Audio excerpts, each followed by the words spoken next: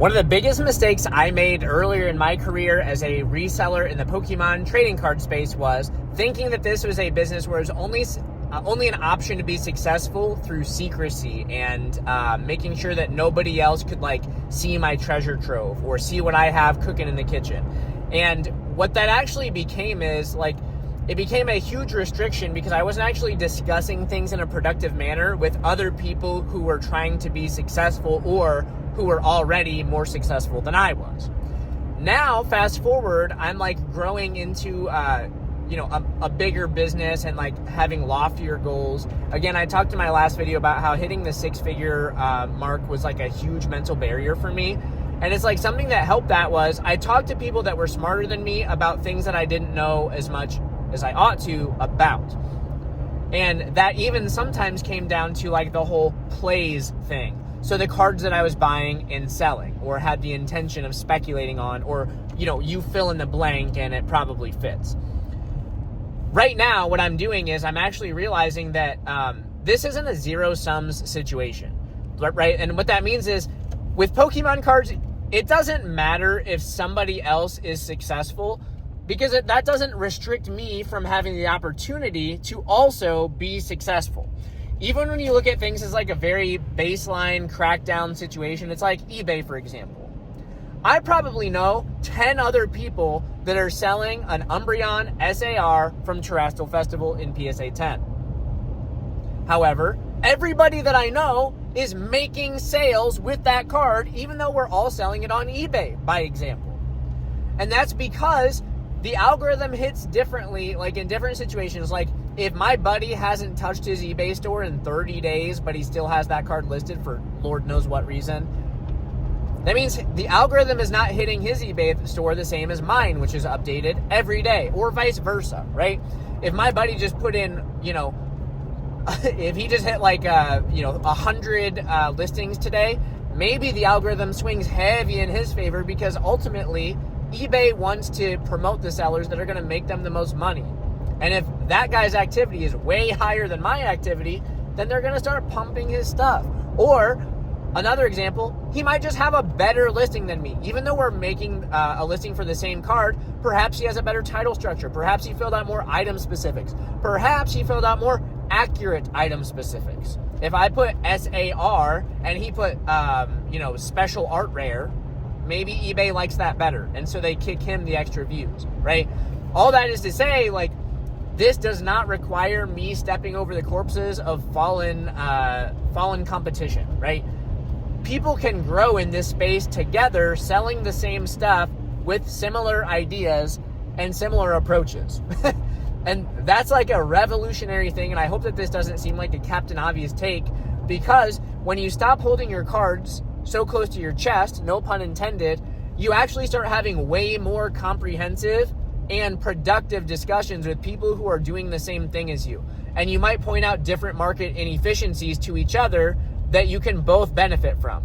A specific example of this, there's a card that I've been picking up for just a couple of bucks on TCG Player, and a buddy of mine also has many, many copies of that card that he's picked up for probably less bucks than mine. However, we're both able to sell that card for, a few multiples worth of what it sells for on TCG Player on our eBay stores. And we're both hitting sales of that card almost every single day, and his sales don't disqualify mine. My sales do not disqualify his. There are buyers who are interested in that card, and their search history or their search results are feeding them either my listing or his or Joe Blow's down the street. It doesn't matter. It's just the card is showing up in people's search results based on how the algorithm is hitting for us or for them at that particular moment, right? And so that's a big factor. And the neat thing about this type of thinking, realizing that we're not at a zero sums a game here, is it means that you can shift your thinking from famine to abundance, right? Famine to feast. And for a lot of us, that's probably difficult because it's I'll use myself as an example. My family did not have much money growing up. And before I get any deeper into this, let me just say, I've tried to record this type of video many times, actually over several months, and it always just ends up getting deleted because I think that people are going to take it the wrong way. And so This is all just to like give example and be helpful and be real. So please be thinking about this through that lens and show me some grace if things get a little bit preachy. But my family grew up with like very little money. My parents both, after their separation, had both filed bankruptcy. Growing up, like we had eviction notices and foreclosure notices, both of those on our doors. And so just like whatever, like there just wasn't a lot of money going around. And so for me, I've always viewed money as like a very scarce resource. Now in my adulthood, I've surrounded myself with other successful people more successful, more knowledgeable than me, better at making money than me, better at building relationships than me. And I have learned that a consistent thing across the board is people are not looking at money as like a sacred asset. They're looking at it as a tool that can be as available as you're willing to make it, right? Hear that. It can be as available as you are willing to make it. So when you're shifting your mindset from like feast to abundance, you go from like scratching and clawing for every dollar, being afraid to let anything go, being afraid to like seize opportunities because you're being just like too conservative or whatever, to being able to actually take action on things that make sense. And that's called opportunity, folks. That's opportunity. Utilizing opportunities that you see without fear of failure because it's not your last dollar is massive. I mean, that's what allows people to get ahead. And obviously, like, what that boils down to is, like, your personal financial decisions. Like, I guess I'll just give an example here. I'll start off by saying, like, I'm only using this because this is a person who I have spoken very openly with about finance historically, and it's someone who I love and respect and, I've got a very positive relationship with. But a very close friend of mine, without giving, like, a specific profession or anything, I'll just say that he had to acquire a postgraduate degree to be working in the medical field, and his wife did too. And they both, their household income is like 4 times greater than mine because I'm a public educator and my wife is an entry-level banker turned, stay-at-home wife that just like does some part-time stuff because she wants to, or like because it helps a little, right? But like, point being, we can make it work off of our public educator income, and my wife just like makes some extra money to like have more margin. These people have 4 times our household income on a monthly basis, yet somehow we have more money left over than them on a regular basis.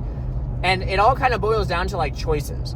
Like, my wife and I don't drive the nicest cars in town. We're turning nobody's heads at stoplights. We don't wear the nicest, fanciest clothes. Like, I'm not wearing a Gucci outfit right now. I've got an IU sweatshirt on. Hopefully they win on Monday at the Peach Bowl. But it's like, we don't have the nicest things. We don't have the nicest cars. When we buy a car, we pay it off. We don't just like sit on the loan for 36 or 48 months or whatever the heck people are letting themselves succumb to. And also like work rate, like I am working full time as a public educator, which is like a career that is known for having hours that go beyond 40. I've been running a business reselling Pokemon cards for 3 years. I'm launching a new business by the end of this month, and I teach Brazilian Jiu-Jitsu classes on the weekend. All that is like wrapped up in a healthy marriage, being a good father who's present with his children, and I lift weights like 5 days a week. It's like, and as I mentioned in yesterday's video, I can be doing more. That's like a big plan of mine to be successful going into 2026 is just doing more work.